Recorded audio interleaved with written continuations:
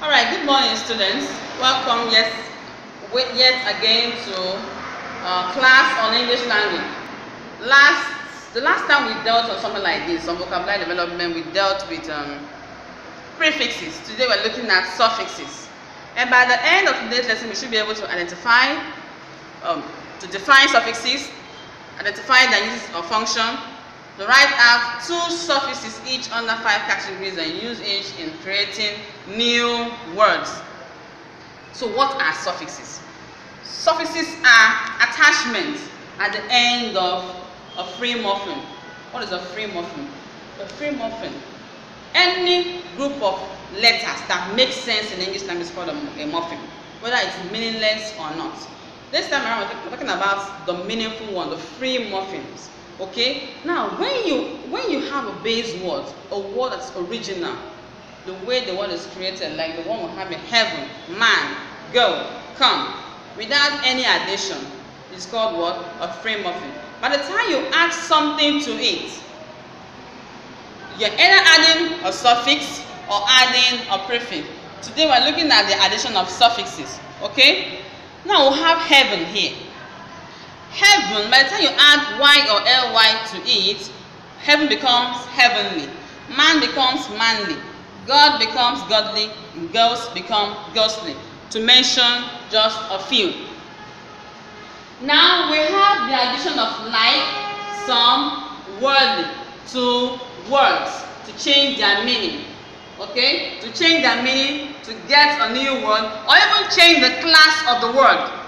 Very important. A word that used to be a noun can change and become an adjective just because you added a suffix to it.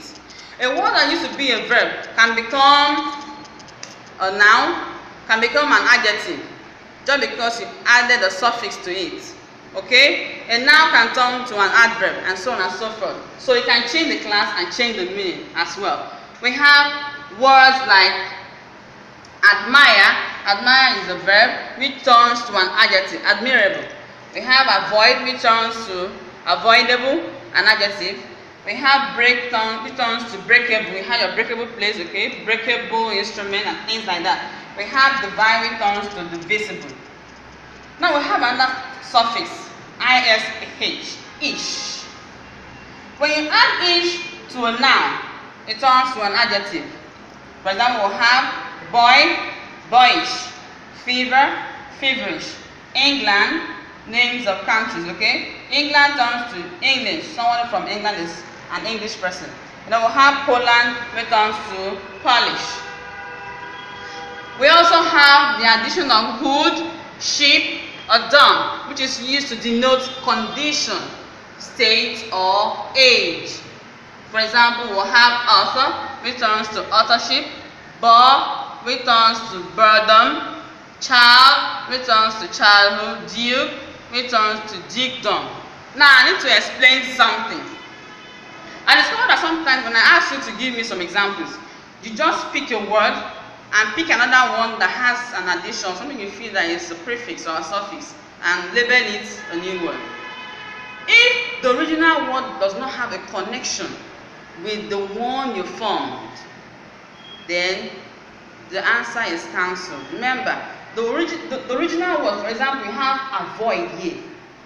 When you add able to it, it becomes avoidable. It has a link. Okay? It has a link to avoid.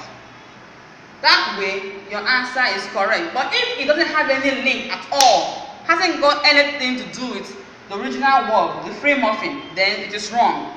Break comes to breakable. You know you have a sense of break in this breakable. Okay? Now, do this for me. I have 10 suffixes on the board. We have N, EN, IFY, MENT, ION, ATE, ANCE, OR, IAN, LESS, FUL. These are all suffixes, which when you add it to original words, if you add it to a free morpheme, you get beautiful examples. Please do this job very well. Alright? Thank you so much and remain blessed.